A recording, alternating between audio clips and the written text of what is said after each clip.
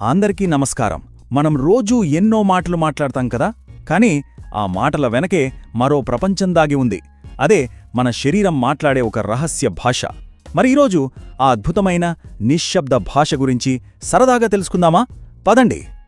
ఒక్కసారి మనసులో ఆలోచించండి. మనకి అస్సలు బాగోనప్పుడు ఎవరైనా ఏమైంది అని అడిగితే వెంటనే ఏం లేదు, నేను బాగానే ఉన్నాను అని చెప్పేస్తాం. మనందరం ఎప్పుడో ఒకప్పుడు ఇలా చేసే ఉంటాం, అవునా? మనసులో ఉన్న బాధను మాటలతో దాచేస్తాం. కాని నిజం మాత్రం దాగదు.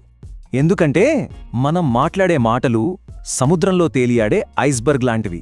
పైన కనిపించేది చాలా కొంచెమే, అసలు అర్థం మొత్తం మన గొంతులో, మన ముఖంలో, మన చేతల్లోనే దాగి ఉంటుంది. ఇది ఎలా ఉంటుందంటే, మనం తాగే ఛాయ్లో అసలు టేస్ట్ నీళ్లలో ఉండదు కదా, అందులో వేసే మసాలాలోనే ఉంటుంది. అలాగే మన మాటల వెనుకున్న అసలైన భావం మన బాడీ లాంగ్వేజ్లోనే ఉంటుంది. సరే, మరి ఈ శరీర భాషను ఎలా అర్థం చేసుకోవాలి? రండి, మనం మొదటి పాఠం నేర్చుకుందాం. అదేంటంటే, అర్థాన్ని మాటల్లో కాదు, చేతల్లో చూడాలి. ఈ చిన్న వాక్యం గుర్తుపెట్టుకోండి. మాటలు కేవలం ఒక విషయాన్ని వివరిస్తాయి, కానీ మన బాడీ లాంగ్వేజ్ మాత్రమే ఎదుటివాళ్ళకి మనపై నమ్మకాన్ని కలిగిస్తుంది.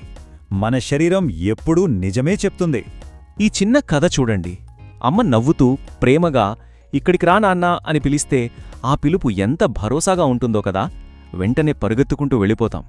అదే అమ్మ కాస్త కోపంగా కళ్ళు పెద్దవి చేసి ఇక్కడికి రా అంటే ఆ స్వరంలోని తేడాకే మన కాళ్ళు భయంతో ఆగిపోతాయి. చూశారా? రెండుసార్లు అమ్మ పలికిన మాటలు అవే, ఇక్కడికి రా అని. కాని స్వరం మారేసరికి మన స్పందన పూర్తిగా మారిపోయింది. అంటే నిజమైన అర్థం మాటల్లో కాదు, ఆ స్వరం వెనుక దాగి ఉన్న భావంలోనే ఉంటుంది. సరే, స్వరం ఎంత ముఖ్యమో మనం చేసే పనులు కూడా అంతే ముఖ్యం. ఇప్పుడు మన రెండో పాఠం చూద్దాం. మాటల్ని కాదు, చేతల్ని నమ్మండి. ఇది ఎంత నిజం కదా. ఆలోచించండి. ఒక స్నేహితుడు ప్రతిసారి ఈసారి పక్కాగా టైంకొచ్చేస్తా అని మాట ఇచ్చి ఎప్పుడూ లేటుగా వస్తే మనం వాళ్ల మాటను నమ్ముతామా, లేక వాళ్ళు ఆలస్యంగా వచ్చే అలవాటును నమ్ముతామా? ఖచ్చితంగా వాళ్ల అలవాటునే నమ్ముతాం. ఉదాహరణకి, ఆఫీస్లో మన బాస్ ఏమున్నా నాతో చెప్పండి, నా డోర్ ఎప్పుడూ తెరిచే ఉంటుంది అనంటారు. కాని మనం ఆయన దగ్గరికి వెళ్ళినప్పుడల్లా ఆయన చాలా బిజీగా, కాస్త చిరాగ్గా కనిపిస్తారు. ఆయన మాటలు రమ్మంటున్నా ఆయన ప్రవర్తన మాత్రం నన్ను ఇబ్బంది పెట్టకండి అని చెప్తున్నట్టుంటుంది. అప్పుడు ఎవరైనా వెళ్లడానికి భయపడతారు కదా. అందుకే మనం ఒకటి గుర్తుపెట్టుకోవాలి, మాటలు గాలిలో కలిసిపోవచ్చు, కాని మన ప్రవర్తనే మన చుట్టూ ఉన్న వాస్తవాన్ని, నమ్మకాన్ని నిర్మిస్తుంది. మరి మనం మన నిజమైన ఫీలింగ్స్ని దాచటానికి ప్రయత్నిస్తే అప్పుడు ఏమవుతుంది? ఇదే మన చివరి పాఠం. మన శరీరం పంపే చిన్న చిన్న సంకేతాలను ఎలా గ్రహించాలో తెలుసుకుందాం. ఇది ఎలా ఉంటుందంటే, వర్షం రాబోయే ముందు ఆకాశం ఎలా మబ్బులు పడుతుందో అలాగే మన మనసులో ఏదైనా ఇబ్బంది మొదలైనప్పుడు అది మన మాటల్లోకి రాకముందే మన శరీరంలో కనిపిస్తుంది. మన భుజాలు కాస్త వంగిపోవడం, ముఖం చిన్నబుచ్చుకోవడం లాంటివన్నమాట. ఒక జాబ్ ఇంటర్వ్యూని ఊహించుకుందాం. ఒక అభ్యర్థి చాలా ధైర్యంగా, నేను ఎలాంటి ఒత్తిడినైనా ఈజీగా హ్యాండిల్ చేయగలను సార్ అని చెప్తున్నారు. కాని గమనిస్తే టేబుల్ కింద తన చేతులు వణుకుతున్నాయి, నుదుటి మీద చిన్నగా చెమటబడుతోంది. ఇప్పుడు చెప్పండి, మనం దేన్ని నమ్మాలి? ఆయన చెప్పిన మాటలనా, లేక ఆయన శరీరం చెప్తున్న నిజానా? ఎందుకంటే మన శరీరానికి అబద్ధం చెప్పడం రాదు.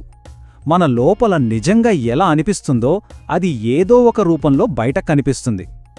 మాటలు మనల్ని మోసం చేయొచ్చేమో కాని శరీరం మాత్రం ఎప్పుడూ నిజమే చెప్తుంది. భలే ఉంది కదా ఈ విషయం. మరి దీన్ని మన జీవితంలో ఎలా ఉపయోగించుకోవాలి? దీనికోసం పెద్దగా కష్టపడక్కర్లేదు. మనందరి కోసం ఒక చిన్న 2 నిమిషాల సరదా ప్రాక్టీస్ ఉంది.